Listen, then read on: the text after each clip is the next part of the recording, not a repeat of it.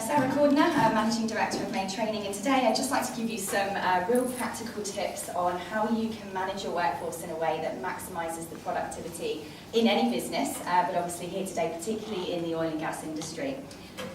In order for projects to get through all of their phases, so exploration through to construction, operations, maintenance and shutdown, hundreds of thousands of staff are required in a whole range of occupational disciplines. Studies have shown, however, that we do have a significant shortage of those different occupational disciplines, which is actually threatening the functionality and the future of the industry.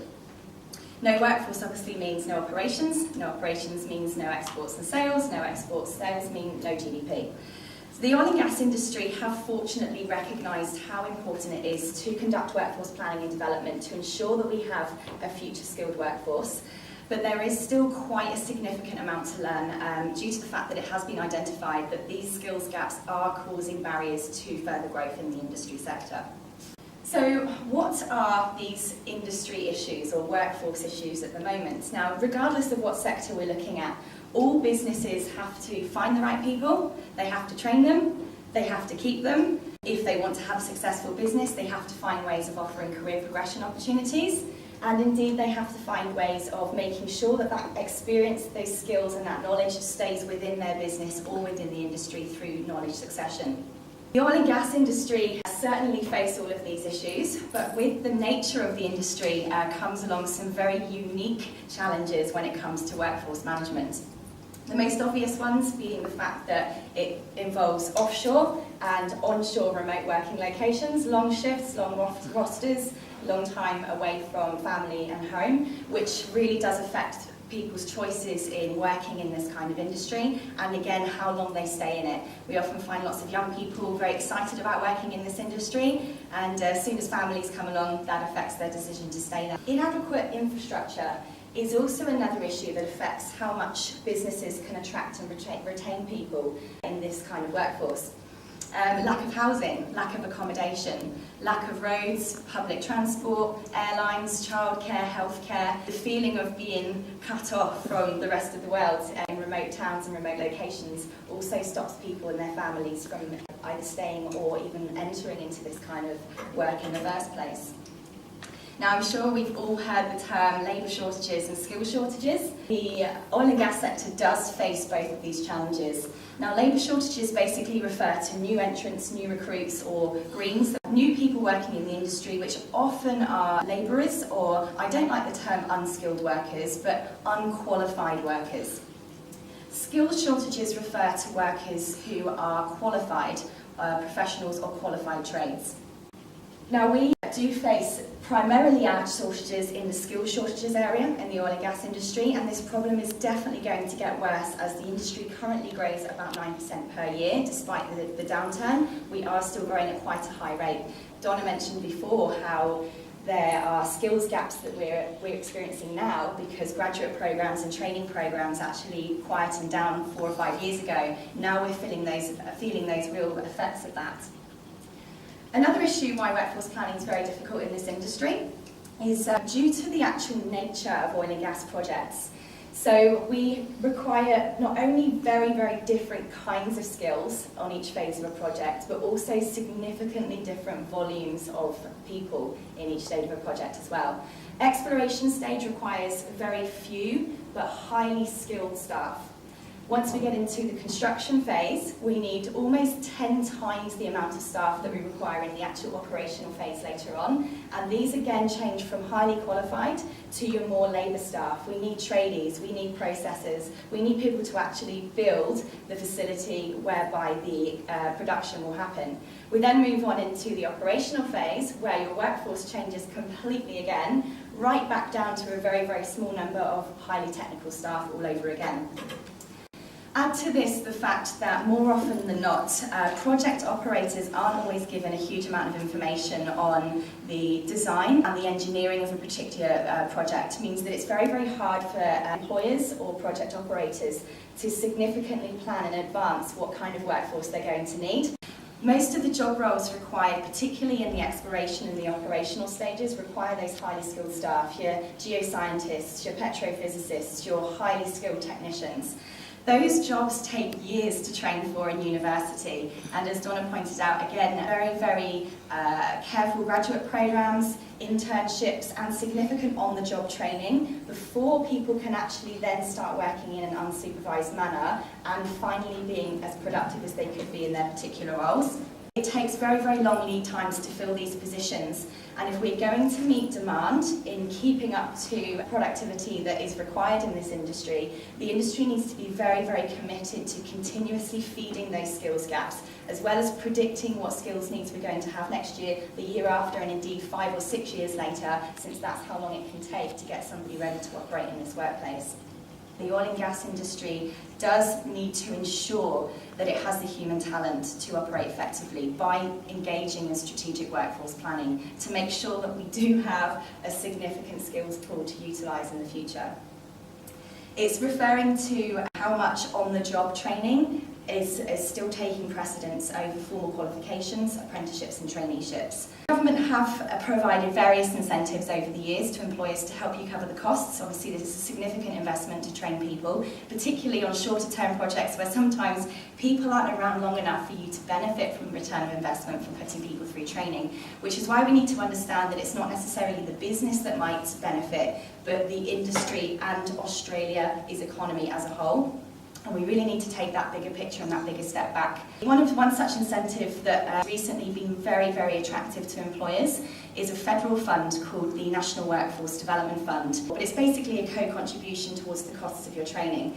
I would like to mention one of our clients utilised this fund before through our funding acquisition services. They actually used it very innovatively to take 13 unemployed Aboriginal participants. They got funding to qualify all 13 of those people through a Certificate 2, a Marine Operations Certificate, and embedded into that the safety training and the productivity kind of training that's very important to the oil and gas industry. They trained them in various inductions and introduction to the industry. They gained skippers tickets, high-risk tickets, a life skills training. They gained financial management training and a whole range of other transferable skills. Over a year ago, and to date, 100% of those 13 participants are now in full-time employment. 5 of those have already gone into progressing into a Certificate 3 qualification. So you can see how utilising these funds that are available, it is straightforward for businesses to build upon what they're already doing to really make a difference to the industry as a whole in the future.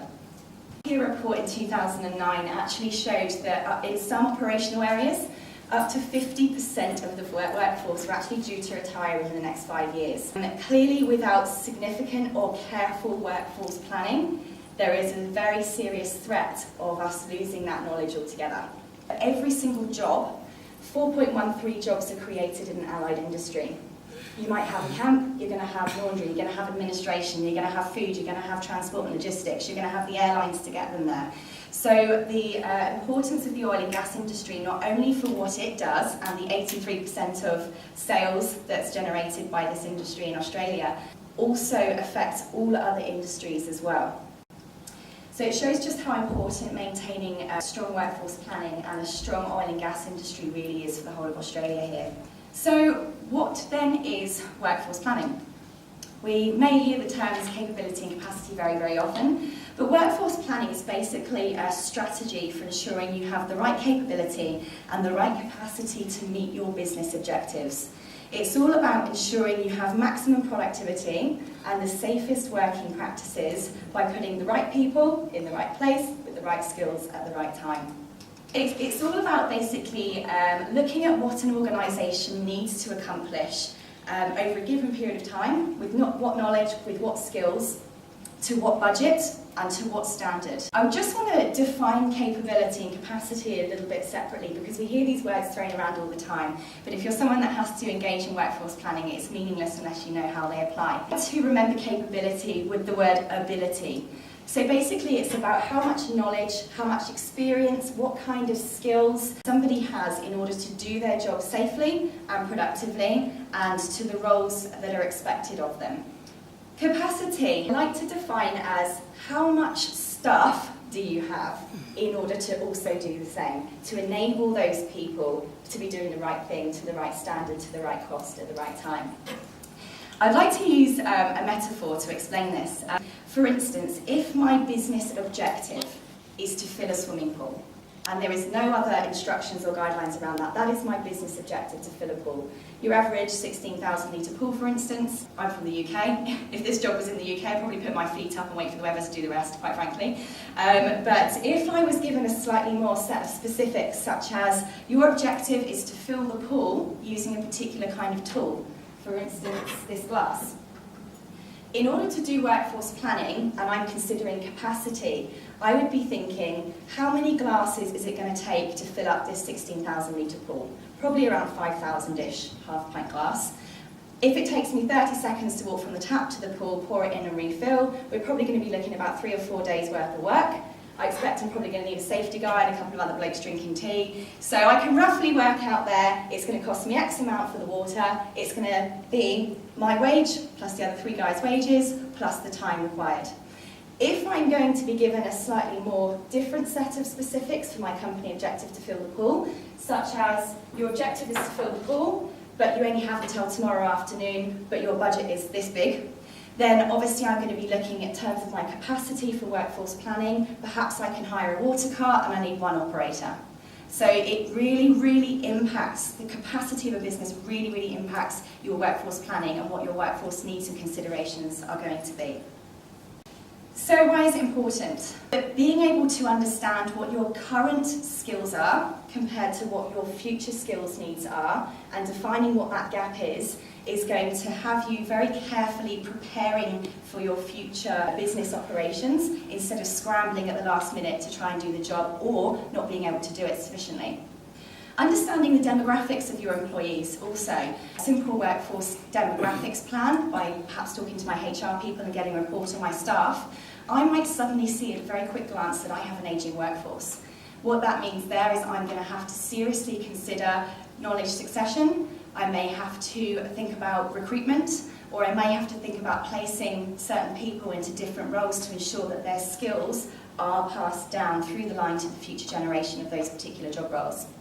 Managing employee numbers. Now obviously I mentioned the nature of oil and gas projects before. If we've got tons and tons of staff and we move into the operational phase, we suddenly have a surplus, and a very expensive one at that. Again, we need to prepare when we're in the exploration stage how on earth we're going to find 10 times more people in order to build the facility to start processing our commodity. Also, the meeting objectives of business objectives is one of the key purposes of workforce planning, but indeed the objectives of individuals. How do we look at people's individual skills and knowledge, the capability to do what we need to do? And unless we do training needs analysis, we have continuous professional development plans, we have appraisal systems, we are not going to be able to work out where our people are best placed for the benefit of the company. Career progression, job roles, and contract types were right at the very top of the list for employers being an employer of choice. And this highlights exactly what I'm saying about how workforce planning is so important here. The study that was done with the graduates, they stated the reason why they love working at Technip was because it was a great place to work, it had a good culture, and right at the top I saw the word was because it's a progressive company. So workforce planning is all about really embracing this, making sure we're attracting the right people, that we're training them appropriately, and that we're keeping those skills within our business or within our industry. It's about making sure that we get the best return on investment, or the rate of return on our staff, by trying to make sure they do stay and don't go off to a competitor once we've trained them up and got them ready to operate unsupervised. I want to just highlight turnover. Workforce planning is all about managing your workforce numbers, and turnover is something that all businesses, no matter how big or small, desperately want to avoid as much as possible. Not only is it extremely harmful to productivity, it's also extremely harmful to profit margins. Now, to work out your turnover rate in your business, you simply need to look at how many employees left your company in the last 12 months, divide it by the amount of employees you have within the company, and times that by 100. And just to give you a benchmark, the gas industry have a turnover of approximately 11%, which is actually very good compared to the Australian average of about 18%. So this is a really good way of working out if you actually have an issue in this particular area. Is that per year? Yes. Yeah. Every person that leaves the business actually costs the business 150% of their annual salary. So regardless of whether you've had that person for a few months or whether you've had that person for a few years, it really does cost that much. And one of the reasons why is because of downtime. Yes? And the statistics for... People are having to be retrained. They are having to be retrained by people that currently work in that job. So the downtime of them, A, not being physically present, there is a gap there where somebody is not working. Secondly, another person having to come along and retrain that individual is very negative on time at work. Recruitment processes, we all know, are very, very vital, but very, very expensive and very, very time consuming. And also the company inductions and the on-the-job training as well is, again, expensive, time-consuming, and if we could avoid that person having left, they'd be gaining simply new skills to continue doing their job better, faster and more efficient. There are basically 5 major stages to conducting an effective workforce plan. First stage is strategy. So your strategy is basically all about ensuring you have the right workforce to meet your business objectives. It's about making sure that you have looked at your business plan or your contracts and your subcontracts and whether you have that capability, the people with the right know-how, and the capacity, timelines, budget, equipment, infrastructure, resources to actually achieve that. You then need to start doing some data collection to find out what your major trends or issues are in your workforce. And that data collection could be things like training needs analysis, it might be things like your workforce demographics, it could be things like your HR, it might be safety reports, it could be feedback from your clients and from your customers to work out what's going well, what's not going so well, and projecting whether you're going to have a skills gap by comparing your current skills versus your future demand skills. You then need to analyse that data. So you need to again find out, once you've looked at your demographics of your workforce, that's when your analysis tells you whether or not you've got an ageing workforce or a young workforce, whether your training needs analysis has showed you that actually you have a significant lack of skills or at least a significant lack of qualifications. It might be, there might be other issues. Your HR information that you seek in the data collection stage might show you that you have a high turnover rate due to illness. So you may need to go back and look at your safe working practices. It could be that you have a high level of workforce of females in child-rearing age, and you are at significant risk of losing a lot of your workforce due to the nature of their age group. So this is where you start to analyse to find out what your problems are and how you might fill those issues. Implementation is where you actually make the changes to try and close those gaps or address those particular workforce issues. So conducting training to fill the skills gaps, implementing your workforce plan, setting KPIs and performance requirements for your particular staff. It may be things like communicating safe working practices more efficiently. Again, evaluating. So evaluating is making sure that the changes you've made are actually working. It's not uncommon for companies to get to the evaluation stage and realise that their company objectives actually are completely inappropriate compared to their capability and capacity when they've assessed it, and have actually had to write business plans from scratch all over again, or at least redefine strategies. It shows you what kinds of questions you need to answer at each stage, and exactly what kind of documents or places you will actually need to look in your business to find this information and find out these trends. A number of tools that you can use to conduct your workforce planning a bit more easily, like workforce gap calculators, which identify the trends or issues in your workforce, training needs analysis or skills analysis to find out what skills you do or don't have, looking at your turnover and attrition, and particularly why there's turnover and attrition, competency and skills profile, so what jobs should people be doing, what people should be responsible for, and a flowchart of what career progression pathways, as in job titles and qualifications, they can move through in your particular industry or business. Again, mapping the gap of what people you have now and what people you're going to need. And here's just an example of what, for instance, an age profile may look like.